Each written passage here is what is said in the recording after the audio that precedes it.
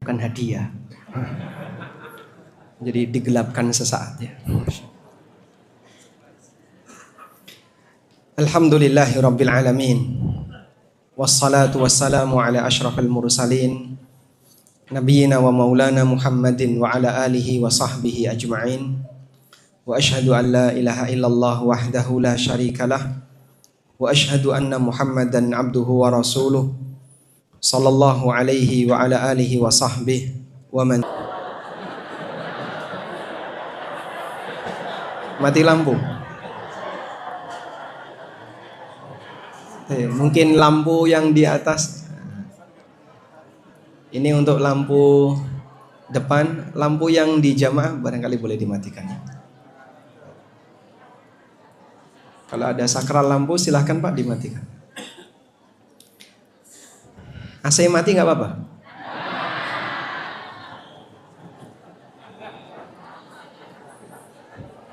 Masya Allah. Saya perhatikan saat kajian berhenti sesaat disebabkan karena mati lampu. Langsung ramai suasana di masjid ini. Dulu para sahabat mereka itu punya sifat lahum dawiyun kadawiyin nahal. Sahabat itu punya suara seperti suara lebah. Berarti ini sunnah sahabat Pak Ustaz. Beda konten. Dulu sahabat punya suara seperti itu karena membaca Al-Quran, berzikir. Kalau tadi wallahu alam ya. Ada yang langsung membicarakan mutirnya, ada yang langsung membicarakan bagian sarpras, ada yang tapi tidak ada yang membicarakan mungkin SPP wali santri kurang. Semoga kita bisa menyelesaikan kajian ini tanpa ada halangan.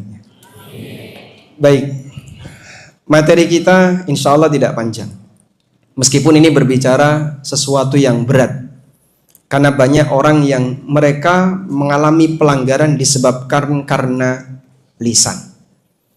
Dan orang mukmin disadarkan bahwasanya lisan ini punya keterkaitan kuat dengan iman seorang hamba.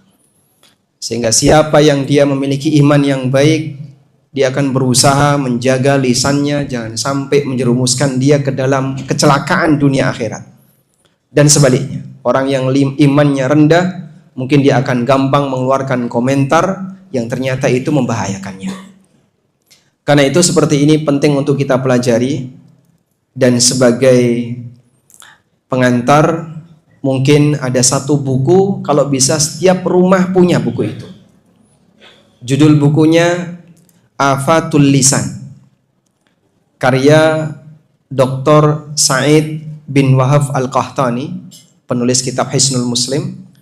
Dan nampaknya buku ini sudah diterjemahkan tentang kesalahan-kesalahan yang disebabkan karena lisan.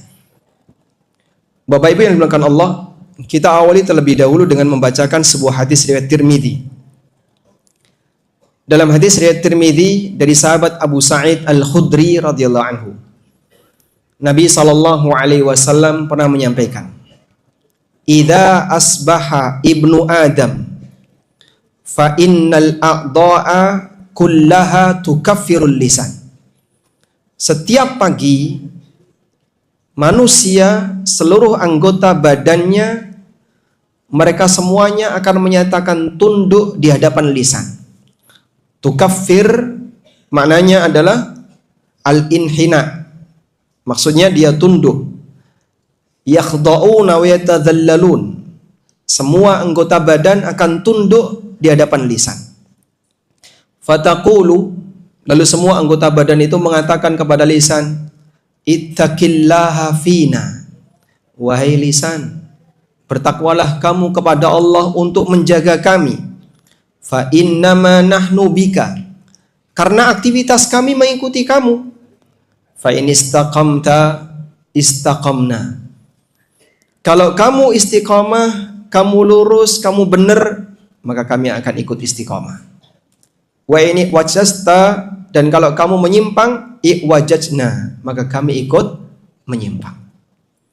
Demikian yang disabdakan Nabi SAW. terjadi dialog antara anggota badan dengan lisan. Kok kami nggak dengar Pak Ustadz? Ini hal yang gaib. Anda beriman enggak? Percaya? Semua yang disabdakan Nabi SAW kita percaya. Walaupun mungkin secara akal manusia kayaknya nggak masuk logika ini Pak Ustadz. Karena tidak semua berita gaib bisa dilogika manusia. Logika kita nggak nyampe untuk memikirkan itu. Tapi apapun yang disabdakan Nabi SAW adalah sebuah kebenaran.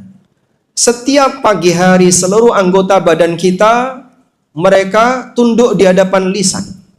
Lalu ngasih pesan kepada lisan, ittaqillaha fina. Bertakwalah kepada Allah wahai lisan untuk menjaga kami. Karena kami mengikuti kamu. Fa inna bika. Karena kami mengikuti kamu.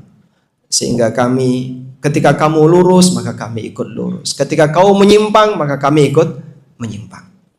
Demikianlah pengaruh besar dari lisan. Sehingga kita yang mengimani hal semacam ini, kita yang percaya bahwasanya ini adalah sebuah kebenaran, maka kita dituntut untuk jaga barang yang satu ini. Tidak punya tulang, tapi bisa menyerang lebih menyakitkan daripada pedang. Di posisi inilah seorang mukmin dituntut untuk selalu menjaga lisannya. Keselamatan seluruh anggota badannya bergantung kepada lisan. Para ulama mengatakan, apabila lisan itu mustaqiman, nataqat bil kalamit tayyib, ketika lisan itu lurus, dia berbicara yang baik-baik, wal ibti'ad amma fihi ithmun, dan berusaha untuk menjauhi semua pembicaraan yang mengandung dosa, baik bentuknya ghibah, namimah, kadzab maupun yang lainnya. Wan syaghalat bi dzikrillah, kemudian dia berusaha untuk menyibukkan diri dengan zikrullah, maka anggota badan yang lain akan dimudahkan melakukan ketaatan. Anggota badan yang lain akan dimudahkan melakukan ketaatan. Sehingga yang dimaksud, kalau kamu lurus wahai lisan, kami akan ikut lurus. Saat lisan ini dia disibukkan dengan kebaikan dan jauh dari keburukan, maka anggota badan yang lain akan dimudahkan untuk melakukan ketaatan. Berarti salah satu faktor, kalau kita ditanya gimana caranya agar kita bisa mudah dan istiqomah melakukan ibadah dan ketaatan pasca Ramadan, di antaranya apa? Jaga lisan. Sibukkan lisanmu dengan hal yang bermanfaat. Dan sebaliknya, ketika lisan ini tidak dijaga, banyak bicara yang tidak ada gunanya, atau menyampaikan sesuatu yang isinya dosa, bahkan sampai tingkatan yang paling parah adalah mengucapkan kalimat-kalimat kekufuran dan kesyirikan, maka nanti anggota badan yang lain akan sulit untuk melakukan ketaatan. Mereka ikut belok sebagaimana lisan yang belok. Baik, karena itulah disebutkan dalam hadis yang lain dari sahabat Abdullah bin Busar. Abdullah bin Busar.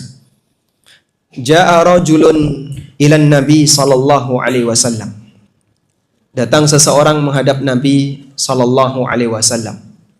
Faqala, lalu orang itu bertanya, "Ya Rasulullah, inna syara'i al-islami qad kathurat." Ya Rasulullah, syariat Islam ini banyak sekali. Dia merasa kalau aku mengamalkan semuanya kayaknya nggak sanggup. Fadullani ala amalin atashabbathu bihi. Tunjukkan kepadaku satu amal atashabbathu bihi. Atashabbath bermakna atamassak.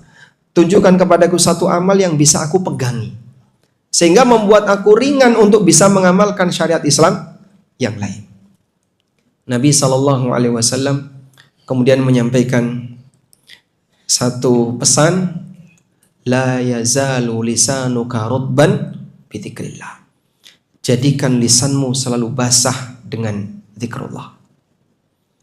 Kenapa dengan lisan yang selalu basah dengan zikrullah seseorang akan dimudahkan untuk melaksanakan syariat Islam yang lain? Penjelasan yang disampaikan oleh para ulama, ketika seseorang itu membiasakan untuk zikrullah, rajin menyebut nama Allah dalam kalimat-kalimat thayyibah, akan menumbuhkan rasa cinta yang lebih pada hati seorang hamba. Karena dia sering menyebut Allah. Makanya orang Jawa punya ungkapan, weting tresno, jalaran saka sutresno. Jalaran saka kulino. Mulainya tumbuh cinta itu karena kita sering bergaul, kita sering berinteraksi. Sehingga karena orang itu sering menyebut nama Allah Subhanahu wa taala dalam kalimat-kalimat thayyibah. Salah satu di antara pengaruhnya itu akan memunculkan rasa cinta kepada Allah Subhanahu wa taala yang lebih dibandingkan sebelumnya. Maka di sini yang terjadi menggunakan teori kebalikan. Umumnya cinta itu terbit dari hati. Ketika seseorang merasakan betapa besarnya nikmat yang Allah berikan kepada kita, kemudian pengagungan dia kepada Allah Subhanahu wa taala, barulah setelah itu terwujud dalam kalimat zikir dan kalimat-kalimat thayyibah. Oleh Nabi sallallahu alaihi wasallam orang ini dibalik. Dia mungkin tidak bisa sampai derajat seperti itu. Mengagungkan Allah Subhanahu wa taala sebagaimana gaya para nabi mengagungkan Allah. Melihat nikmat Allah yang luar biasa, keagungan Allah yang luar biasa, sehingga membuat dia selalu zikrullah karena mencintai Allah. Zikrullah terbit karena mencintai Allah. Orang ini mungkin belum bisa sampai segitu. Maka oleh Nabi SAW orang ini diberi solusi sebaliknya. Kamu memperbanyak zikrullah, yang ini nanti akan memberikan pengaruh agar hatinya semakin mencintai Allah. La yazalu lisanuka rutban bi dzikrillah. Selalu jadikan lisanmu untuk basah dengan zikrullah. Karena seorang hamba ketika rajin zikrullah nanti akan menimbulkan rasa cinta dia kepada Allah Subhanahu wa taala. Dan pada kondisi ketika seorang hamba sangat mencintai Allah, ketundukan dia akan bertambah. Saat ketundukan dia bertambah, dia akan lebih mudah untuk menerima apapun yang disyariatkan oleh Allah. Allah berfirman apa? Sami'na wa ata'na. Allah melarang apapun, sami'na wa ata'na. Demikianlah kondisi rasa cinta yang menyebabkan seorang hamba menjadi mudah untuk melaksanakan syariat Islam yang lain. Sehingga Anda bisa lihat di sini bagaimana pengaruh lisan dengan peningkatan iman. Orang yang banyak zikrullah, dia akan dimudahkan oleh Allah Subhanahu wa taala untuk bisa lebih ringan melaksanakan amalan Islam yang lain dan syariat-syariat Islam yang lain. Saya kasih tugas ya. Di sini yang paling jauh rumahnya mana? Dari mana, Pak? Cilegon. Mana? Surabaru. Johor Baru. Johor Baru ya. Saya Jogja. Baik. Dari manapun Bapak Ibu berasal, saya boleh kasih tugas, Pak? Boleh ya? Anda pulang kapan nanti? Mau tidur sini atau pulang? Pulang. Nanti kalau perjalanan pulang dari sini sampai rumah, tugasnya satu, jangan putus zikir. Sanggup nggak kira-kira? Berarti radio rojanya mati dong Pak Ustadz. Ya Anda boleh nonton, tapi zikirnya tetap jalan. Jangan putus zikir. Sanggup? Ada yang mungkin perjalanan 2 jam, ada yang perjalanan 3 jam, 1 jam. Kita nggak perlu ngitung berapa banyak zikir yang kita baca. Karena jumlah zikir kita masih terlalu sedikit jika dibandingkan dengan orang masa silam. Abu Hurairah radhiyallahu anhu, seperti yang diceritakan oleh Adz-Dzahabi dalam Syiar A'lamin Nubala, pengakuan yang disampaikan oleh beliau. Dalam sehari beliau membaca tasbih 12.000. Itu kalau pakai alat digital untuk ngitung zikir, error tuh Pak. Kan maksimal 1.000 kalau tidak salah. Sehingga ngitungnya gimana itu Pak Ustadz? 12.000. Saya pernah menyampaikan ini, tiba-tiba ada jamaah yang angkat tangan. Cara ngitungnya gimana Ustadz? Kok jadi beda materi ini? Udah nggak usah dipikirkan bagaimana cara ngitung. Mereka berzikir dalam jumlah yang sangat banyak karena mereka waktunya dihabiskan untuk zikrullah. Jadi kalau kira-kira pakai jari begini mungkin nggak usah dihitung. Mereka zikir dari jam sekian sampai jam sekian, dari waktu ini sampai waktu ini. Sehingga misalnya Bapak membaca subhanallah wa bihamdi, itu cukup 1 detik. Subhanallah wa bihamdi. Anggap 1,5 detik ya. Jadi Anda baca subhanallah wa bihamdi 2 kali, butuh waktu 3 detik. Saat Anda baca 3 menit subhanallah wa bihamdi, sudah lebih dari 100. Tapi kadang orang ketika merutinkan ini setiap pagi dan sore masih sering bolong, Pak. Karena dia melihat kayaknya kok banyak sekali ya Pak Ustadz. Padahal nggak ada apa-apanya jika dibandingkan dengan zikirnya orang masa silam. Itu dalam kondisi karena mereka tidak sesibuk aktivitas kita yang banyak kegiatan sia-sia. Cuman scroll HP. Jadi kaum rebahan. Sambil buka marketplace. Ada barang bagus masuk di keranjang. Bagus lagi masuk di keranjang. Coba nanti Bapak ya cek HP istrinya. Passwordnya double itu Pak Ustaz. Berapa isi barang yang dimasukkan di keranjang marketplace? Banyak waktu kosong yang dibuang sia-sia. Posisi waktu kita yang kosong itulah bagi para sahabat itu adalah waktu emas. Mereka gunakan untuk zikir. Jangan pernah kita merasa bahwasanya zikir kita sudah banyak, nggak ada apa-apanya. Dan masih banyak beberapa sahabat yang lain yang mereka dalam testimoninya menyampaikan kami zikir sekian ribu kali, Masya Allah. Dan kita nggak ada apa-apanya. Maka berlatih ya, dengan memberi batas waktu atau memberi batas jarak. Misalnya dari sini sampai rumah saya tidak akan putus zikir. Sehingga Anda berusaha untuk komitmen menjaga itu, baca subhanallah, alhamdulillah, astagfirullah atau kalimat-kalimat thayyibah yang lainnya. Yang penting pokoknya zikir. Pak Ustadz, biar banyak boleh nggak saya baca Allah, Allah, Allah, Allah, Allah, atau ganti hu. Sejak kapan nama Allah bisa disingkat hu? Syekhul Islam pernah menjelaskan, orang kalau cuman menyebut Allah, Allah, Allah, di situ tidak mengandung pujian dan tidak mengandung penyucian. Dan yang disebut dengan kalimat thayyibah yang bentuknya zikir, apabila seorang muslim, seorang hamba, dia memuji Allah atau menyucikan nama Allah. Maka kalau sebatas menyebut nama, ada orang namanya Budi misalnya, Budi. Apakah itu memuji Budi? Enggak ya? Kapan Anda masuk kategori memuji Budi? Nah, ketika menyebutkan akhlak baiknya atau pujian untuknya, misalnya Budi orang soleh, Budi orang, barulah ada pujian untuk si Budi. Kalau sebatas menyebut Budi, yang seperti ini tidak masuk kategori pujian. Sehingga kita nggak setuju kalau ada orang yang zikir cuman mengucapkan kata Allah, Allah, Allah, tambahkan mas Allahu Akbar atau Allahu Samad, La ilaha illallah, Alhamdulillah, barulah itu berisi pujian.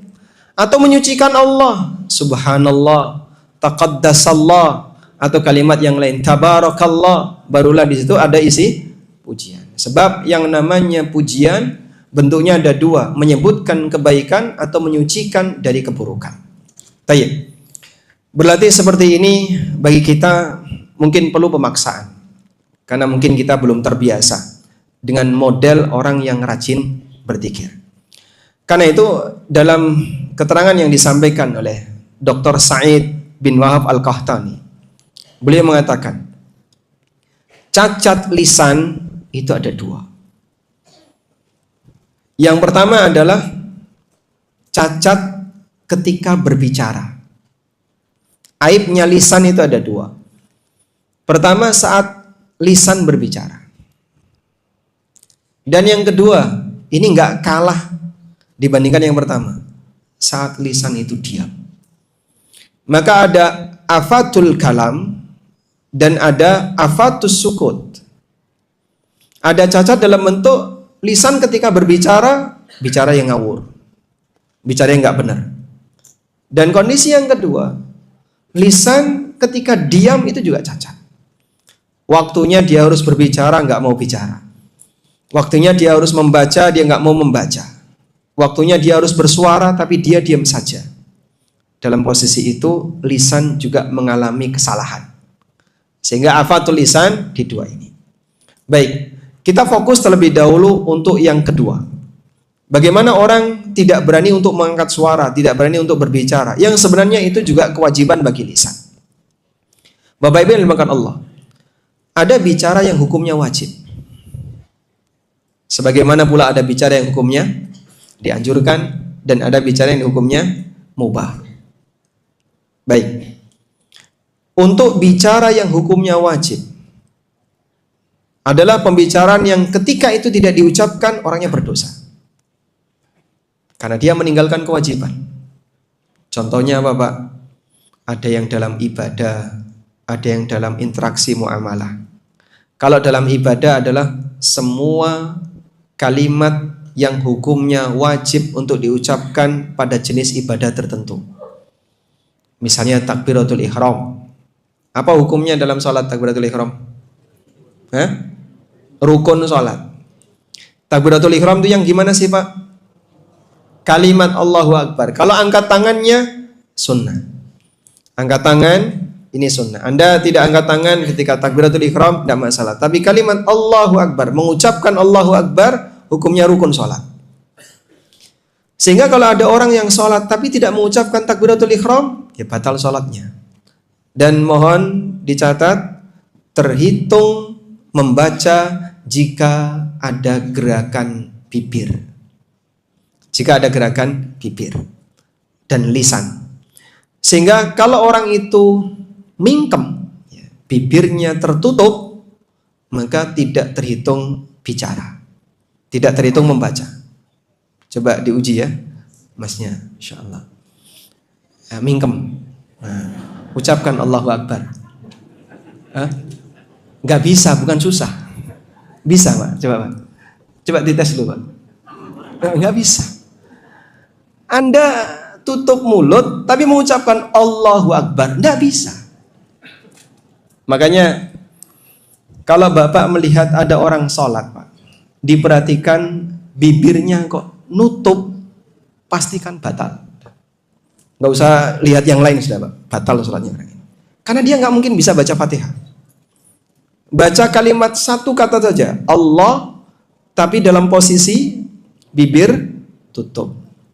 Maka dalam hal ini dia nggak bisa, sehingga apalagi baca Fatihah, apalagi baca Allahu Akbar, baca doa-doa yang lain, nggak mungkin bisa. Maka pastikan kalau Bapak lihat ada orang yang sholat, kan banyak ya orang yang sholat tapi cuman mingkem saja, pastikan sholatnya batal, sebab dia nggak baca. Disitulah pernyataan yang pernah disampaikan oleh Imam Asy-Syafi'i rahimahullah.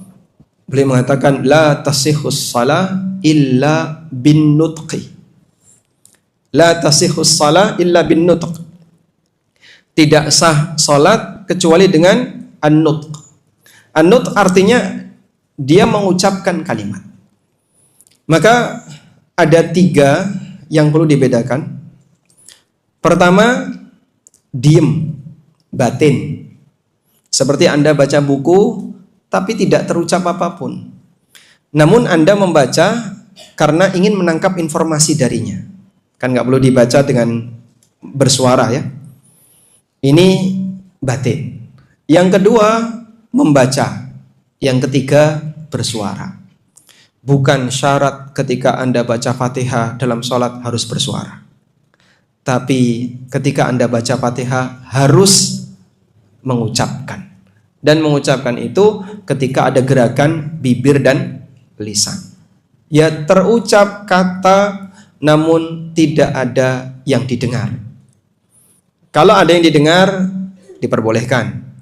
Dan bagi imam ketika sholat jahriyah dianjurkan untuk dikeraskan. Tapi bagi makmum atau orang yang sholat sendirian, yang penting dia membaca tanpa harus bersuara. Bedakan 3 ini. Sehingga kalau sholat tapi batin, aliran kebatinan. Tidak ada sholat seperti itu. Karena syaratnya harus la salata liman lam yaqra bi ummil kitab. Tidak ada sholat bagi yang tidak yaqra, yang tidak membaca ummul Quran, yang tidak membaca Al-Fatihah. sehingga sholatnya batal. Termasuk juga ketika Bapak membaca Quran. Ada orang baca Quran tapi scanning aja. Ya, dia scan gitu ya. Dapat pahala nggak per huruf? Nggak dapat. Kenapa nggak dapat Pak Ustadz? Kamu tidak baca. Terhitung membaca ketika Anda mengucapkan teks Quran itu. Dan bersuara dianjurkan. Sehingga dalam hal ini ketika orang baca Quran cuma dipandangi kayak dia baca buku ya, di scan, kok cepet banget khatam, Masya Allah. Sehari dapat 5 juz. Cuma nyeken aja nyeken. Apalagi dia ikut pelatihan baca cepat. Yang seperti ini tidak akan ada nilai pahalanya. Baik. Kemudian di sana ada pernyataan atau ucapan yang sifatnya anjuran. Seperti banyak membaca zikir, membaca Al-Quran, yang intinya ketika itu dilakukan akan bernilai pahala. Dan kalau ditinggalkan tidak bernilai dosa. Baik. Ada sebuah perkataan yang ini hukumnya wajib dalam muamalah. Contohnya apa Pak? Kalau tadi dalam ibadah, sekarang dalam muamalah. Nah, akad. Akad dianjurkan untuk berkata-kata. Contohnya apa? Yang hukumnya wajib. Menjawab salam. Jawab salam itu ibadah atau muamalah? Muamalah. Contohnya amar ma'ruf nahi mungkar. Sehingga mengingatkan orang dengan lisan ini bagian dari iman. Rasulullah sallallahu alaihi wasallam mengatakan, "Man ra'a minkum munkaran falyughayyirhu biyadi." Siapa di antara kalian yang melihat kemungkaran, ubahlah dengan tangannya. Fa illam tastati fa bilisani. Kalau kamu enggak mampu dengan tanganmu, ubahlah dengan lisan. Dia bisa dengan lisan, enggak bisa dengan tangan, maka lisannya wajib ngomong. Misalnya orang tua kepada anak, Pak Ustadz, saya nggak berani kalau keras sama anak. Cuman kalau dia saya kasih tahu masih mau dengerin, kasih tahu. Jangan diam saja. Malu saya sama anak. Sama anak kok malu. Sampai ada ungkapan bahwasanya orang yang tidak mau mengingatkan kemungkaran yang ada di hadapannya, fahuwa syaitanun ahras. Dia seperti setan yang bisu. Ada sebuah kemungkaran yang seharusnya dia ingatkan, tapi dia diam. Ada kemungkaran yang seharusnya dia sampaikan pencerahannya, tapi dia diam. Karena itu kalau ada orang yang gak ngerti, kita diam padahal kita tahu ilmunya. Ada sebuah kemungkaran yang Anda bisa mengingatkan, tapi Anda diam tidak mau mengingatkan, padahal kita mampu untuk itu, berdosa. Karena ini bagian dari bentuk lisan yang hukumnya wajib. Baik. Dan ada yang hukumnya mubah. Yang hukumnya mubah seperti perkataan kita sehari-hari. Selanjutnya, jika Anda ukur sekarang, lebih banyak mana? Yang mubah ataukah yang bernilai pahala? Banyak di antara kita pembicaranya hanya yang mubah. Allah Subhanahu wa taala ingatkan fenomena semacam ini dalam Al-Qur'an. Tepatnya firman Allah Subhanahu wa taala di surat An-Nisa 114. Manusia diingatkan untuk perkataan yang tidak ada nilai pahalanya. La khaira fi katsirin min najwahum illa man amara bi sadaqatin au ma'rufin au islahin bainan nas. Tidak ada nilai kebaikan. Apa maksudnya tidak ada nilai kebaikan? Enggak ada nilai pahalanya. Fi katsirin min najwahum, dalam kebanyakan obrolan mereka. Maksudnya adalah fi kalamin nas. Ketika manusia itu ngobrol antara satu dengan yang lain. Dan dominan ucapan kita seperti ini. Maka Allah Subhanahu wa taala katakan fi katsirin, dalam mayoritas ucapan yang mereka sampaikan. Illa, kecuali ucapan yang di situ mengandung illa man amara bi sadaqatin au ma'rufin au islahin bainan nas. Kecuali mereka yang memerintahkan sedekah atau memerintahkan hal yang ma'ruf atau memperbaiki hubungan dengan sesama. Sehingga Bapak misalnya menyampaikan sesuatu kepada orang lain membuat orang bahagia, termasuk di antara amal soleh. Dan termasuk di antara amal soleh ini yang dipuji oleh Nabi SAW, sururun tudkhiluhu fi qalbil muslim. Sebuah kalimat membahagiakan yang kau masukkan di hati seorang muslim. Ini bernilai amal soleh. Meskipun sangat disayangkan ya, ternyata dominan ucapan kita tidak ada nilai pahalanya. Yang lebih sering bicara itu bapak atau ibu? Bapak. Kalau orang Jawa kan ada ungkapan lambe-lambe lanang. Lambe lanang mau lambe wedok. Jadi tugas seperti ini bagi wanita mungkin lebih banyak pelanggaran. Makanya kebanyakan wanita mereka bengkoknya ada di lisan. Isyarat itu pernah disampaikan oleh Nabi SAW. Al-mar'atu khuliqat min dila. Wanita tercipta dari tulang rusuk. Wa wajud dila a'laha. Dan tulang rusuk yang paling bengkok paling atas. Tulang rusuk kita makin ke bawah kan makin lurus ya Pak. Sehingga yang paling bawah tidak ketemu antara kanan dan kiri, posisinya agak lurus. Dibandingkan yang tengah dan paling atas, wadah sabun Pak, yang tidak berlemak akan bisa nampak. Disebut paling bengkok, paling atas. Beliau menyebutkan realita anatomi manusia yang itu benar. Tapi sebenarnya maksud beliau adalah untuk mengisyaratkan bagaimana kondisi seorang wanita. Kenapa beliau sebut isyarat bahwasanya paling bengkok, paling atas? Karena organ wanita yang paling berpeluang menghasilkan dosa lisannya. Makanya hati-hati ya. Kemampuan menyakiti orang lain antara pakai lisan dengan pakai tangan lebih jauh jangkauannya mana? Lisan. Lebih menyakitkan yang mana? Lisan atau tangan? Yang benar. Antara dipukul sama dicaci maki, lebih suka mana Anda? Dua-duanya nggak suka Pak Ustaz. Makanya yang seperti ini sampai oleh Nabi SAW, ketaatan seseorang itu dinafikan. Datang seorang sahabat menyampaikan, ya Rasulullah, inna indi jarah. Ya Rasulullah, saya itu punya tetangga ibu-ibu.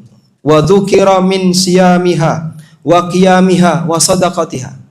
Beliau ini rajin puasa sunnah, rajin qiyamul lail, rajin sedekah. Walakin tu'dzi jiranaha bilisaniha. Tapi sayangnya orang ini menyakiti tetangganya dengan lisannya. Apa kata Nabi SAW? La khaira fiha hiya finnar. Wanita seperti ini nggak ada nilai baiknya, dia masuk neraka. Sehingga Anda lihat Rasulullah SAW, beliau menganulir, tidak memberlakukan hasil ketaatan-ketaatan yang dia kerjakan. Rajin qiyamul lail, rajin puasa sunnah, yang wajib mungkin dia kerjakan. Yang sunnah saja dia rajin, tapi sayangnya dia gagal ibadah sosial. Bentuknya apa? Saat dia tidak bisa menjaga lisan. Tayyib. Selanjutnya kita akan beralih kepada afatul lisan yang kedua, yaitu afatul kalam. Cacat lisan yang kedua yaitu cacat ketika bicara. Saat lisan tidak disibukkan dengan kebaikan, salah satu di antara potensi yang berbahaya adalah lisan ini akan mengucapkan keburukan. Dan keburukan yang diucapkan oleh lisan itu bertingkat.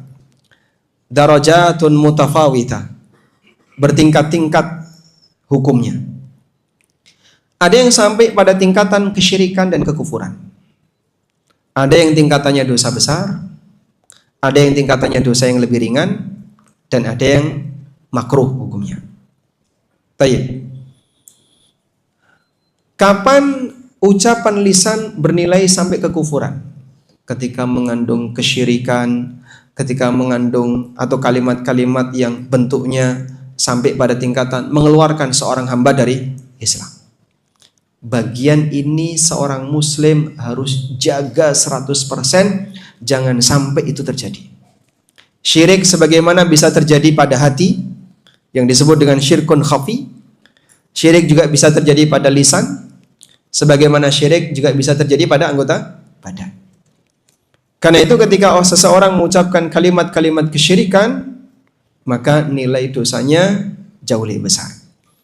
Nah, di buku Afatul Lisan yang tadi ditulis oleh siapa tadi namanya? Dr. Said bin Wahab Al-Qahtani. Beliau sebutkan urutan itu. Sehingga di situ boleh jelaskan ringkasnya ya. Cacat lisan dalam adab dia kepada Allah. Cacat lisan terkait adab dia kepada Allah. Seperti berbicara atas nama Allah tanpa dalil. Mengklaim sesuatu tentang masalah gaib. Termasuk di antaranya adalah kalimat-kalimat yang mengandung kesyirikan seperti bersumpah atas nama selain Allah. Mengatakan Masya Allahu wa syi'ta, atau kalimat-kalimat tiarah yang lainnya. Yang kedua, cacat lisan ma'a nafsihi, terkait dengan pribadinya. Cacat lisan terkait pribadi seorang hamba. Contohnya adalah at-tazkiyah bin nafs, menyucikan, merasa suci dan menganggap dirinya lebih hebat dibandingkan yang lain. Ujub sampai kemudian dia memuji dirinya berlebihan. Kemudian yang ketiga, afatul lisan, cacatnya lisan ketika dia bersama dengan binatang. Nabi SAW melarang beberapa binatang itu dicela, seperti mencela ayam yang sedang berkokok. Jadi kalau ada ayam berkokok kemudian dicela, diumpat, itu tidak boleh. Ada sebagian orang yang ketika terganggu dengan ayam berkokok sebab dia tidur terus dibangunkan oleh ayam jago, dia emosi. Ayamnya siapa itu? Gak tahu adab. Nah, masalahnya gak ada pondok pesantren khusus ayam.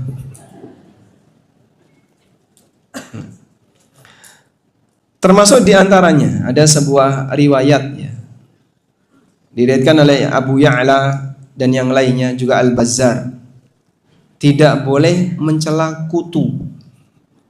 Mencela kutu itu tidak boleh. Terus gimana itu Pak? Kutu busuk itu? Hah? Itu mencela kutu enggak? Rasulullah Sallallahu Alaihi Wasallam, ini diriwayatkan dari Anas. Kunna inda Rasulillah Sallallahu Alaihi Wasallam. Faladagat rajulan burghusun fala'anaha. Kami pernah bersama Rasulullah SAW. Tiba-tiba ada orang yang disengat kutu, digigit kutu. Kemudian dia melaknat kutu itu. Kutu yang dimaksud Pak, kutu tikar, kutu baju. Mungkin ada tahu tinggi Pak? Ya. Apa namanya itu? Hah? Kutu karpet. Jadi orang ketika tidur tiba-tiba badannya gatal, disebabkan karena ada kutu karpet di sekitarnya. Maka dia langsung mencela dan mengejek kutu tadi. Faqala Nabi sallallahu alaihi wasallam, lalu Nabi sallallahu alaihi wasallam mengatakan, la tal'anha, jangan kamu melaknat dan mencela kutu. Fa innaha nabbahat nabiyyan minal anbiya'i lis-shalah. Karena kutu ini ada yang pernah menggigit seorang nabi sehingga dia bangun untuk sholat. Ya. Lalu oleh Nabi SAW kita dilarang mencela kutu. Namun hadis ini dinilai dhaif oleh sebagian ulama, diantaranya adalah Al-Uqaili. Al-Uqaili pernah mengatakan, la yassihu fi sabbil baraghith anin Nabi sallallahu alaihi wasallam syai'un. Tidak ada hadis sahih apapun yang isinya dari Nabi sallallahu alaihi wasallam, tidak ada hadis sahih dari Nabi sallallahu alaihi wasallam apapun yang isinya larangan untuk mencela kutu. Ini pendapatnya Al-Uqaili. Baik. Juga kita dilarang untuk mencela kata. Rasulullah sallallahu alaihi wasallam melarang kita mencela kata. Karena suara kata tasbihun. Suara kata ini tasbih. Sehingga saat Anda menyaksikan ada kata suaranya apa namanya? Hah? Ngorek. Itu ngapain Pak Ustadz? Rasulullah SAW menyebutkan itu tasbih. Kok aneh Pak, tasbih suaranya kayak gitu? Ditiru boleh enggak? Jangan. Anda punya cara tasbih sendiri, binatang punya cara tasbih sendiri. Tapi kita beriman dengan itu karena Rasulullah SAW mensabdakannya. Dan sekali lagi ya, mengimani berita dari Nabi SAW tantangan tersendiri bagi orang yang tidak punya ketundukan terhadap dalil. Terutama mereka yang kadang masih mengedepankan akal dibandingkan dalil. Pernah satu ketika, ini jangankan terjadi di zaman orang sekarang ya. Dulu di zaman Nabi SAW pernah terjadi kayak gitu. Rasulullah SAW, beliau sedang menyampaikan cerita tentang kejadian masa silam. Ada binatang yang bisa ngomong. Sapi bisa ngomong, kambing bisa ngomong, serigala bisa ngomong. Sahabat langsung terheran. Masya Allah, al-baqar yatatakallam. Masya Allah, masa sapi bisa ngomong? Masa kambing bisa ngomong? Masa serigala bisa ngomong? Nabi SAW spontan langsung mengatakan, Ana u'minu bihi wa Abu Bakar wa Umar wa illam yakuna thamma. Aku beriman dengan ini. Walaupun beliau yang menyampaikan, tapi beliau menyampaikan wahyu. Aku beriman dengan ini. Demikian pula Abu Bakar dan Umar juga beriman dengan ini. Kata sahabat, padahal Abu Bakar dan Umar tidak ada di situ pada saat Nabi SAW sedang menyampaikan hadisnya. Tapi beliau pastikan sahabat sekelas Abu Bakar dan Umar mengimani hadis seperti ini. Karena semua yang beliau sampaikan tidak ada yang salah. Semuanya pasti benar. Baik. Selanjutnya. Tadi sampai mana tadi? Cacat lisan terkait binatang. Nah, kemudian beliau menyebutkan cacat lisan terkait kondisi alam. Yaitu mencela angin. Contohnya, mencela angin, mencela waktu, mencela siang dan malam. Kalau di masyarakat kita mungkin yang perlu diwaspadai, seseorang mengucapkan dasar zaman edan. Nah, ini masuk kategori mencela waktu. Mencela hujan, itu juga tidak boleh. Karena Allah Subhanahu wa taala yang mengatur semua itu. Sebagian orang jengkel ketika hujan turun di waktu pagi, Pak. Pas berangkat ke kantor hujan turun. Apalagi hujannya sejak subuh sampai jam 8 belum reda. Pagi-pagi kok hujan. Pagi-pagi kok hujan. Terutama mereka yang terganggu, mau buka lapak di pasar, mau berangkat ke kantor, yang siang nggak punya mobil, sehingga dia merasa jengkel dengan turunnya hujan di waktu pagi. Komentar dia, mencela hujan. Nah, semua ini dilarang oleh Nabi SAW. Karena mencela itu sama dengan mencela yang mengatur. Meskipun tidak sampai pada tingkatan kalimat kekufuran, tapi ini menunjukkan cacat lisan yang nilainya dosa besar. Selanjutnya, cacat lisan berkaitan dengan hubungan seseorang dengan sesamanya. Nah, ini yang paling banyak. Mulai dari ghibah, namimah, dusta, menuduh orang lain dengan cara bohong, mencela orang lain, menghina orang lain, dan seterusnya. Ini banyak sekali. Anda bisa mendapatkan ini semuanya dalam buku yang tadi kita isyaratkan di awal. Jadi beliau menyampaikan dengan peta ya, bahwa cacat lisan disebabkan karena dia bicara yang nggak benar.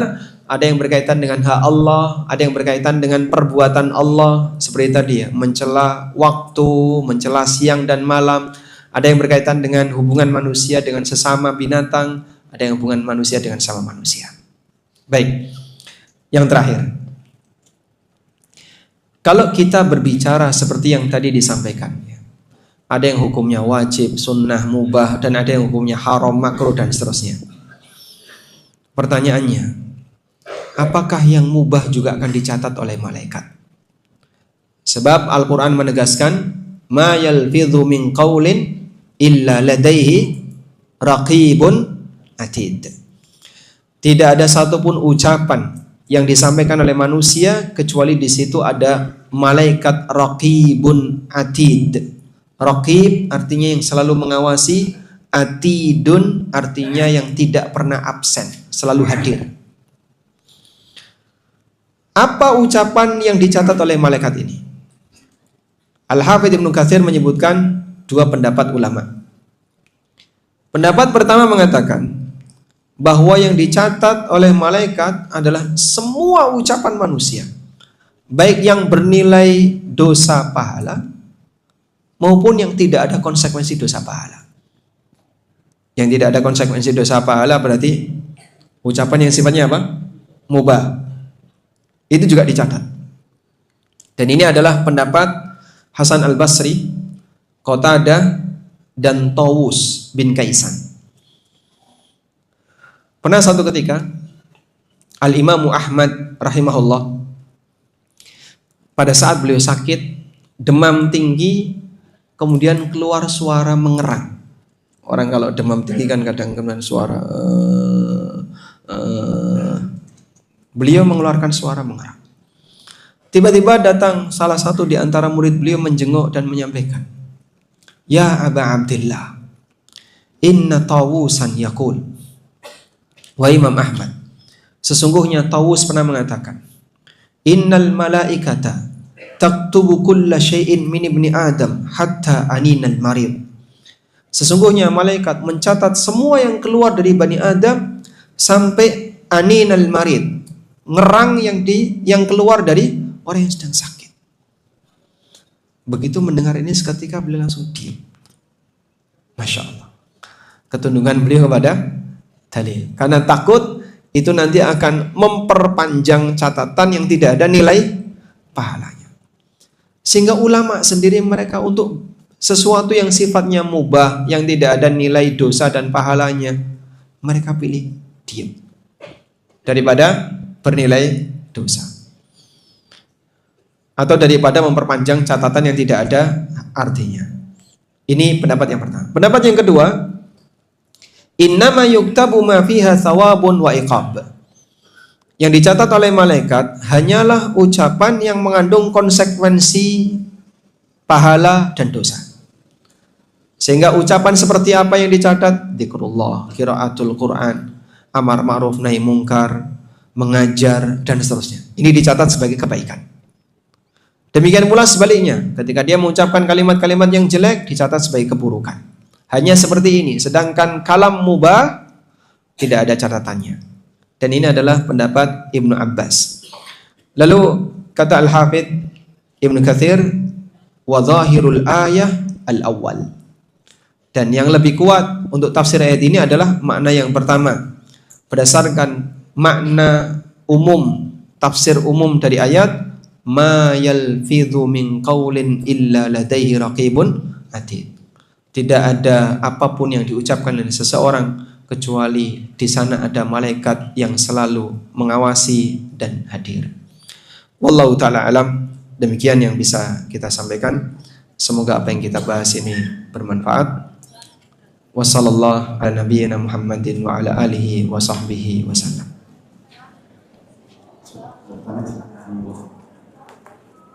Ini pertanyaan fima mana, Ustaz? Fima mana? Pertanyaan pertama, Ustaz. Ini studi kasus. Ada seorang kakak, dia itu berilmu agama. Namun ketika menasihati dan menegur perihal urusan ilmu agama atau selain ilmu agama, seringkali nada bicaranya kurang asal dan membuat adik-adiknya sakit hati.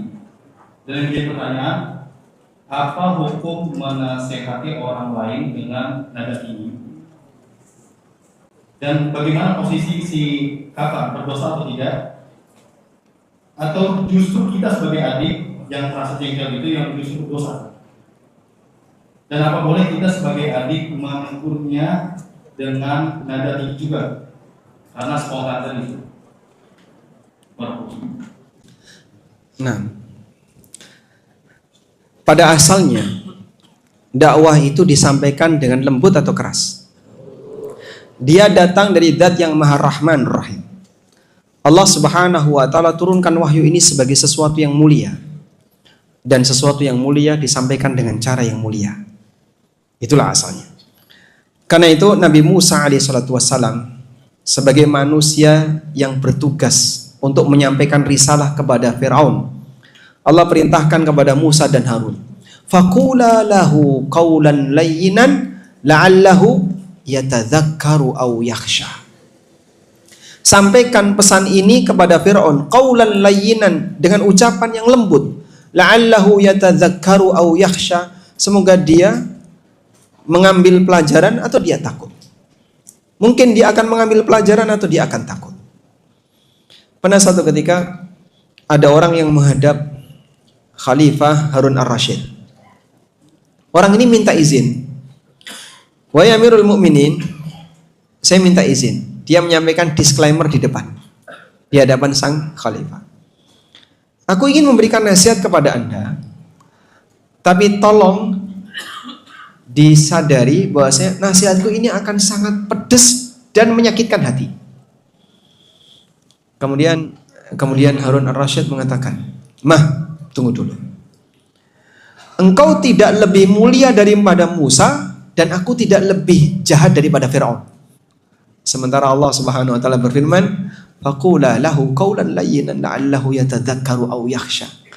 Sampaikan dengan ucapan yang lembut agar dia bisa mengambil peringatan darinya.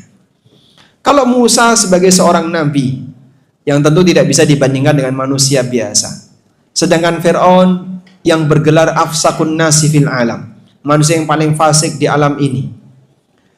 Tapi Allah Subhanahu wa taala perintahkan kepada Musa untuk menyampaikan dakwah dengan cara lemah lembut. Kau tidak lebih mulia daripada Musa dan aku bukan penjahat seperti Firaun. Kenapa harus disikapi seperti itu? Maka salah satu di antara kesalahan dalam dakwah adalah saat orang itu mengedepankan prinsip kasar ketika berdakwah. Yang kau sampaikan ini sesuatu yang mulia, maka sampaikanlah dengan cara yang mulia. Selanjutnya, memang ada kondisi tertentu di mana kita boleh bersikap keras dan kasar. Rasulullah Sallallahu Alaihi Wasallam pernah satu ketika beliau melihat ada sahabat yang memakai cincin emas. Dipegang tangannya oleh Nabi Sallallahu Alaihi Wasallam, lalu ditarik oleh beliau. Kemudian dibanting cincin emas tadi sambil mengatakan, ya'midu ahadukum bi jamratin minan nar. Ada orang yang secara sengaja dia menggenggam bara api neraka. Terus ditinggal. Emasnya diambil, ditarik paksa, cincinnya dibanting, dimarahi, ditinggal. Tapi karena sahabat ini sudah terkondisi, sehingga beliau sendiri memang mengakui salah. Tahu kalau ini tidak boleh dipakai oleh lelaki, tapi dia tetap melakukan pelanggaran. Ketahuan Nabi SAW. Datanglah sahabat yang lain, ambil cincin itu, kasihkan ke istrimu. Dipakai laki-laki tidak boleh, kasihkan ke perempuan boleh. Apa kata orang ini? Aku tidak mau untuk mengambil sesuatu yang telah dibuang oleh Rasulullah SAW. Masya Allah. Berapa duit itu Pak cincin Pak? Gak pakai perhitungan kayak gitu Pak. Ketaatan mereka sampai pada tingkatan rugi gak apa-apa, yang penting tunduk kepada Nabi SAW. Mungkin kalau orang zaman kita, wah udah hilang dari komunitas kajian itu Pak. Kemana? Wah gara-gara dimarahi Ustaz, mutung. Tapi sahabat gak mengalami seperti itu. Nah kondisi ini menyesuaikan. Kalau dalam kondisi normal, tidak ada kesalahan yang serius, maka pada asalnya seseorang harus menyampaikan dakwah itu dengan lemah lembut. Itu hukum asalnya. Dan mohon diperhatikan, jangan sampai kita menjadi sebab orang lain lari dari kebenaran disebabkan karena cara kita yang salah dalam menyampaikan. Nabi SAW pernah mengatakan, innama bu'ithtum muyassirun. Kalian itu diutus, dikirim, ya, diperintahkan untuk menyampaikan kabar gembira. Wala tub'atsuna mu'assirin, dan kalian tidak diutus untuk menyulitkan orang lain. Dalam hadis yang lain beliau mengatakan, basyiru wala tunaffiru. Berikan kabar gembira dan jangan membuat orang lain lari dari kebenaran. Ali bin Abi Thalib juga pernah menyampaikan sebuah peringatan. Hadditsun nasa bima yafhamun. Prinsipnya begini, pesan ini sampaikan hingga mereka paham. Masalah mereka mau menerima atau tidak itu urusan pribadi. Tapi jangan sampai kau gunakan cara yang membuat mereka jadi menolak total, sehingga dia nolak gara-gara cara kamu. Ali bin Abi Thalib mengatakan, haditsun nasa bima yafhamun. Sampaikan dakwah kepada masyarakat yang mampu mereka jangkau pemahamannya. Aturiduna ayyukadzaballahu wa rasuluh? Apakah kamu ingin Allah dan Rasulnya itu didustakan gara-gara dia menyampaikan dengan cara yang salah, atau dia menyampaikan dengan cara yang tidak bisa dipahami? Saya pernah diminta oleh salah satu takmir masjidnya. Itu masjid umum, Pak. Jadi yang hadir jamaah sudah sepuh-sepuh, sudah lanjut usia, dan umum di daerah Jawa Timur. Jadi kemarin ceritanya begini, Pak Ustadz. Kita ngundang Ustadz, terus beliau menyampaikan sebuah hadis, kalau kamu diminta oleh pemimpinmu hartamu, maka serahkan. Wa in ukhidha maluk wa in duriba dhahruk asmi wa ati. Meskipun punggungmu dipukul, hartamu diambil, tetap tunduk dan taat. Itu jamaah langsung geger. Masa kita harus seperti itu? Jadi kita harus store harta ke pemerintah, terus kita pasang punggung untuk dipukuli pemerintah. Orang itu mampunya kayak gitu, Pak. Sampai selesai kajian itu, ya Ustadz ini jadi catatan. Yang sebenarnya maksud beliau ingin menyampaikan satu pesan berkaitan dengan ketaatan kepada pemerintah. Saat kajian saya ditanya, apakah benar ada hadis seperti ini? Ya saya sampaikan ini hadis yang sahih. Tapi maksudnya bukan berarti kemudian Anda menyerahkan punggung untuk dipukul, menyerahkan semua harta yang kita punya untuk diambil, bukan. Yang sebenarnya Anda sendiri sudah melakukan ini. Anda sendiri sudah melakukan ini. Contohnya gimana? Bapak bayar pajak enggak? Iya. Bayar pajak apa? PPB bayar, pajak kendaraan bayar. Berarti kan duit Anda setorkan ke pemerintah. Apakah ketika gara-gara Anda bayar pajak terus ada lampu merah, bablas saja, nggak usah ditaati, aku bayar pajak kok? Kan nggak kayak gitu. Jadi yang maksud hadis adalah kamu tetap harus taat walaupun sebagian dari hartamu diambil oleh pemerintah. Jangan gara-gara ketika bayar pajak kemudian dia emosi, kemudian fasilitas umum dipecahi, kemudian dia nggak mau taat kepada aturan lalu lintas gara-gara dia bayar pajak. Maksud hadis itu adalah demikian.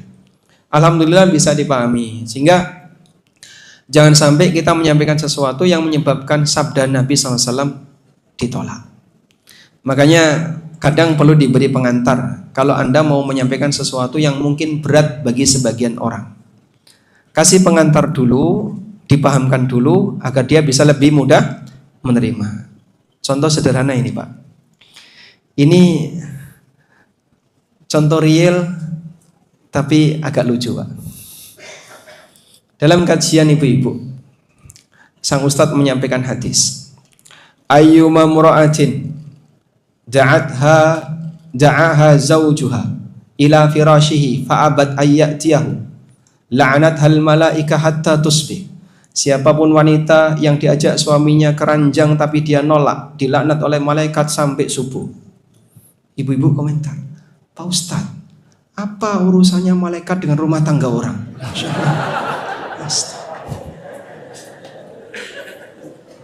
Malaikat kurang kerjaan ngurusi rumah tangga orang, katanya, Pak ya. Nah ini kalau nggak pakai pengantar kan jadinya muncul kayak gitu. Akhirnya hadis Nabi SAW ditolak. Jadi mending tidak disampaikan sehingga mereka tidak tahu, daripada ketika disampaikan ditolak. Karena kalau mereka tidak diberitahu dulu, belum sampai pada tingkatan kemaksiatan yang lebih besar. Makanya mungkin dikasih pengantar dulu. Kita sampaikan ya, bahwasanya tugas malaikat itu atas perintah Allah. Dan ketika malaikat mendoakan sesuatu, berarti di situ ada perintah Allah, yang artinya itu adalah ancaman dari Allah. Nah, setelah itu baru dikasih hadisnya. Wallahu a'lam.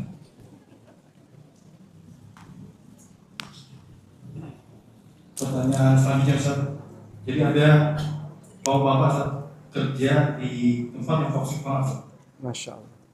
Kemudian setiap kali teman itu berbicara toksik kayak gitu, dikontrol dengan mendengar murotal. Nah ini pertanyaannya, bagusnya orang tersebut resign atau enggak? Masya Allah. Bagusnya resign atau tidak?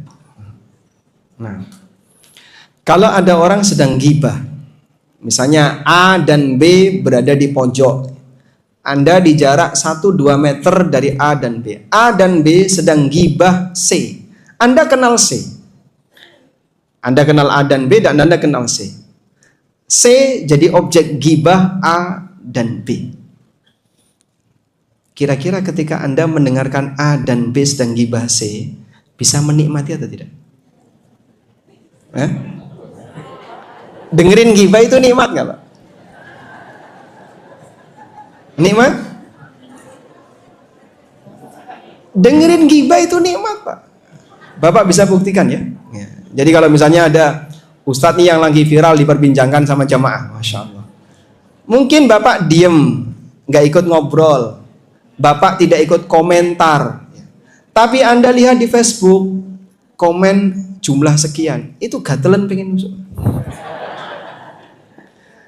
Anda tidak ikut komentar tapi pengen lihat komentar. Kenapa? Baca komentar asyik. Loh, tapi Pak Ustaz, saya kan tidak ikut komentar. Iya, kami memang tidak ikut komentar, tapi menikmati komentar. Sebab gibah itu memang ada rasa nikmat. Yang dengerin gibah juga ada rasa nikmat. Apalagi kalau C ini mungkin Bapak nggak cocok sama dia. Wah, beneran nih. Sehingga Anda mungkin merasa, tapi aku kan nggak ikut gibah. Yang gibah A sama B. Saya 1 meter dari mereka. Saya cuma dengerin. Dengerin ini dosa. Dengerin ini dosa. Makanya kewajiban gibah bagi orang yang ikut dalam majelis gibah ngapain, Pak? Apa kafarahnya gibah? Ya. Kafarah yang gibah adalah mengembalikan nama baik yang digibah di majelis gibah itu. Ulama beda pendapat apakah pasca gibah itu kita harus minta maaf kepada orang yang digibah. Dan pendapat yang lebih kuat nggak usah minta maaf karena jadi masalah baru. Saat orang yang digibah itu belum tahu kalau Anda gibah, tiba-tiba Anda datang, aku minta maaf ya, aku tadi menggibah kamu. Oh, loro hati, Pak. Sama dengan menabuh genderang perang. Akhirnya Anda malah jadi tegang dengan orang itu. Maka lebih baik Anda tidak minta maaf, tidak memberitahu dia. Tapi Anda punya tanggung jawab saat Anda kumpul dengan majelis gibah yang sama seperti sebelumnya, Anda puji yang bersangkutan. Mintakan ampunan kepada Allah untuk yang bersangkutan. Baik, sehingga manusia toksik di sekitar kita adalah orang yang menjadi pemicu kita untuk bermaksiat. Terutama gibah.